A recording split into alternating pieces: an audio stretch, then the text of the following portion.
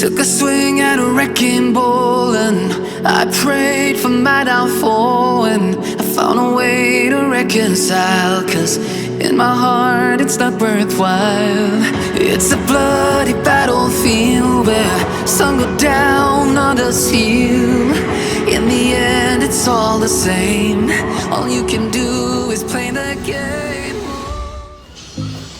สวัสดีครับเจอกับพวกเราคมสันออนทัวร์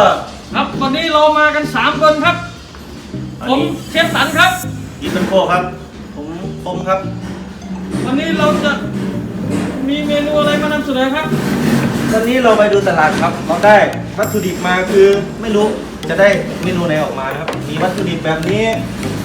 พวกผักครับผักจะไม่ค่อยมีขายครับที่ตลาดเราก็มีที่ตามบ้านตามเรือนครับนี่ได้มาจากข้างรั้วเชฟวิทครับโอเคครับเรามาเราไปชำแหละติดตามชมกันต่อไปครับว่าจะแซ่บขนาดไหนครับครับติดตามชมครับต่อไปเราจะมาหั่นนะครับปลาหมึกเราคงหั่นเองกุ้งครับเดี๋ยวมันเลอะเสื้อตัวกระโปรงไม่รีบครับเราจะมาหั่นของนะครับมีกุ้งมีหอยเชลล์ครับมีปลาหมึกมีข้าวโพดไปติดตามกันต่อไปครับ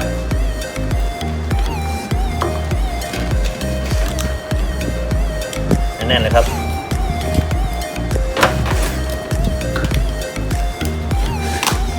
เมนูอะไรเดี๋ยวมาติดตามกันต่อนะครับรอดูครับรอดูวันนี้เชฟอีทกับเชฟคมนะครับ2เชฟประสานกันร่วมแรงร่วมใจร่วมพลังจะรังสรรค์เมนูอะไรขึ้นมาโปรดติดตามกันครับ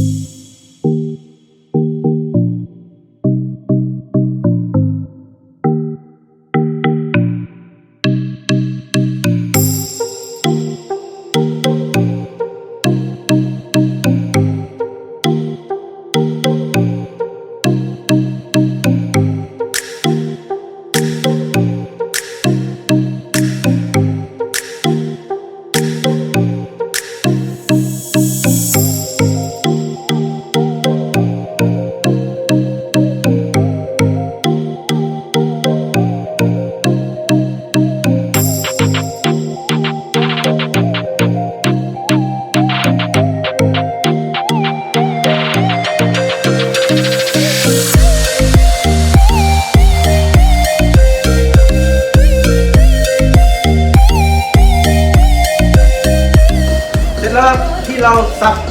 ชำแหละเมื่อสักครู่เอาไปเราจะทำไปนึ่งนะครับถ้าคนชอบนึ่งก็นึ่งได้หรือจะลวกก็ได้ครับหรือจะทอดก็ได้เราเลือกนึ่งครับเพื่อความหวานความอะไรของความสดของกุ้งยังอยู่ครับถ้าลวกน้ำความหวานจะออกไปครับเดี๋ยวเราไปนึ่งกันครับครับติดตามชมครับเลยครับเดี๋ยวเราลองไปนึ่ง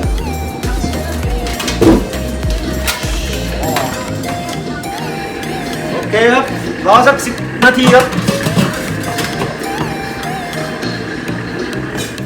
เรารอกุ้งสุกนะครับที่เรานึ่งไว้เรามาเตรียมของเราต่อครับมีกระเทียมหอมแดงครับวันนี้แล้วก็พริกชี้ฟ้าครับเครื่องปรุงเครื่องเทศก็จะมีกระเทียมเดี๋ยวเรื่องซอยให้เชฟอิทครับเชฟอิทถนัดซอยครับมีกระเทียมหอมแดงพริกชี้ฟ้าครับ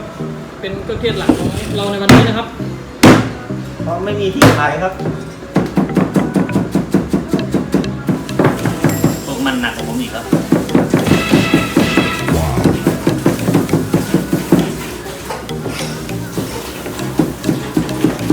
ก็หยาบๆนะครับไม่ต้องให้ละเอียดมากจะได้สวยงามตามท้องเรื่องเชฟพูดดังๆหน่อยนะครับเรายังไม่มีตังค์ซื้อไมค์ไวเลสนะครับไม่ต้องให้ละเอียดมากครับให้มันหยาบๆเพราะผัดออกมาจะได้สวยแค่นี้ก็ได้แล้วครับ ครับอย่า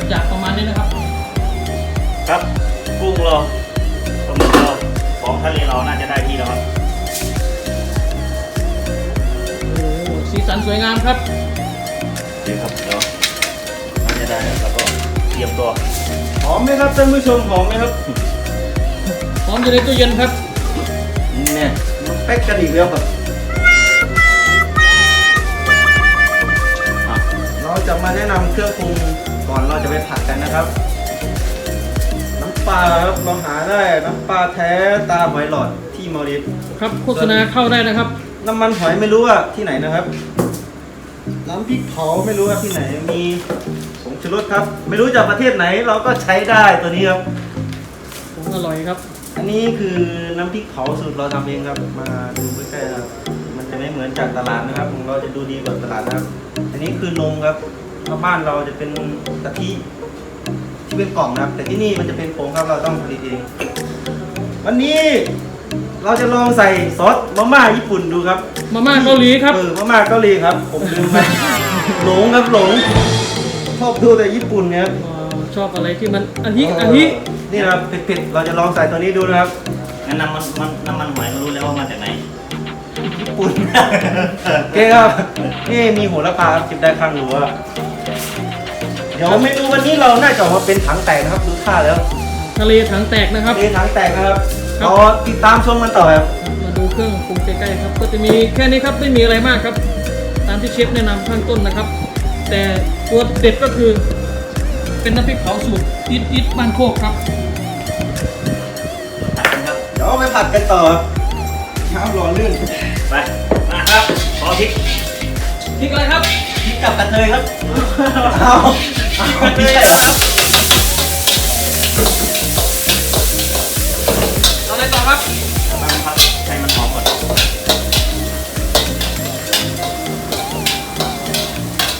โอ้โหหอมเตะจมูกเลยครับ เป็นนักฟุตบอลเหรอ เจ็บเป็ด นี่ไม่ได้หอมนะฉุนครับ ถึงอะไรครับ ครับภาพนี้นะครับเอาครับน้ำครับ น้ำครับ น้ำ1 แก้วครับ น้ำนี่น้ำซุปนะครับ เราไปเคี่ยวจากกุ้งมังกรที่มอริสมา3ตัวครับไข่ดำอีก2ตัวครับ เอาเลยครับพริกเผาครับ พริกเผานะครับ สูตรอิดบ้านโคกนะครับพริกเผา ใส่หมดเลยครับ ประมาณ2 ช้อนค เค รึ่ง รื่ ค อ รั ง บ ถ้วยกาแฟครับ โอ้หอมมาแล้วครับ น้ำหอยครับ น้ำหอยนะครับบอกผมได้ครับเชฟ โอเคคุณเตรียมเลยน้ำมันงาด้วยเอ้ยอะไรนะ น้ำมันช้างครับ น้ำมัน น้ำมัน ช้า ช้าง งนี่ครับน้ำมันช้าง น้ำมันช้างโอ้ ใช่ครับเพราะมันมีงาครับน้ำมันช้าง น้ำมันต่อไปน้ำมันงาครับตามใจชอบครับต่อไปครับผงอูมามิครับตามใจชอบเหมือนกันครับ โอเคครับโอ้ย อย่าใส่เยอะ ใส่หลายใส่หลาย ต่อไปน้ำปลานะครับ ไม่ต้องถามครับไม่เชฟใส่เยอะแค่ไหนดูจากการทำกับข้าวครับไม่เคยถอดหมวกเลย 1 ช้อนครับ ขอรู้ว่าเข้ามาให้ดู น้ำตาลนะครับ ทำการช้อนนึงครับ น้ำตาลช้อนครึ่งนะครับ โอเคครับ ซีอิ๊วขาวไหม เอา ซีอิ๊วขาวนะครับ 2 ช้อน ซีอิ๊วขาว2 ช้อนนะครับ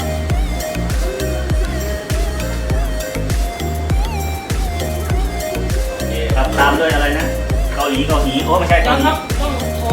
เกาหลีก่อนนะครับ ซอสญี่ปุ่นครับ อู้มาอู้มีแค่นั้น ซอสเกาหลีครับซอสเกาหลี ครับเกาหลีนะครับ ใส่เลยครับ ซอสมาม่าเกาหลีนะครับ วันนี้เรามาอัดแอปเมนูนี้กัน ตัวนี้ชอบแยกแนวนะ ต่อไปนมครับครึ่งถ้วยกาแฟนะครับสวยงามครับสีสัน โอเคครับ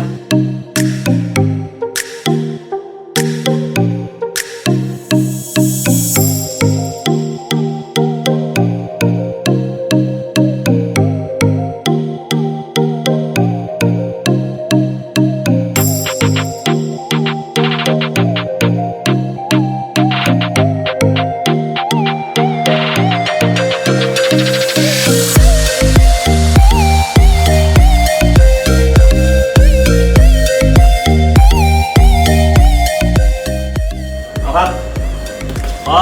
เชฟนะครับ ครับ ขอเครื่องทะเลหนะครับ เอาเครื่องขึ้นทะเลหรืออะไรครับ เอาเลยใส่เข้าไปเลยครับเปลี่ยนกระทะนะครับเพราะว่า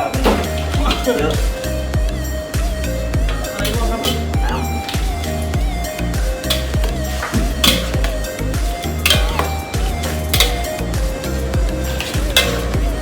มากินน้อยครับ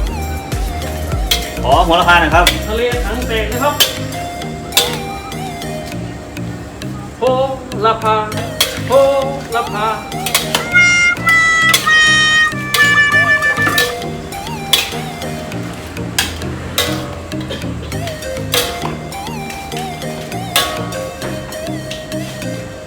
สุดยอดครับ ดีครับแล้วจัดจานเสร็จแล้วเชฟผม เสร็จแล้วครับ โอเคครับไปต่อที่จานเชฟนิคมเลยครับ เรียบร้อยครับต่อไปเราอยากเทลงจานเลยนะครับ เอาเลยครับผมจัดไปนี้ทั้งวันเลยครับจานใบนี้อะไรเนี่ยเอาไปไม่ได้เลย ตายแล้วน้ำเยอะไปนี่ครับ เทเลยครับเทเลยครับตอนนี้ครับน้ำลายแตกแล้วครับ โอ้ลูกหัวใจนะครับแสดงว่า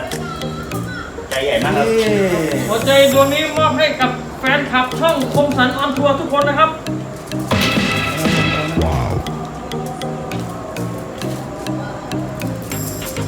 ใจใหญ่ไปครับใจพีชผมแวบหน่อยเดี๋ยวผมแวบใจหนะครับใจพีชใหญ่ไป ผมเลยไม่สวยเลยอ่ะเชฟ สวยเลยสวย มันต้องสวยดิมันไม่สวยได้ไงเรามาถึงนี่แล้ว ใจตุ่มๆที่ใหญ่ๆเขาสวยแล้ว ไม่ที่ใหญ่เจ้าชู้ใจใหญ่ หัวใจคนเจ้าชู้เหรอครับ ใจเล็กเราไม่เจ้าชู้ เชฟสารขอต้นหอมโรยหน่อย ได้ครับ ดูขั้นตอนการโรยครับ ต้องสูงๆนะครับ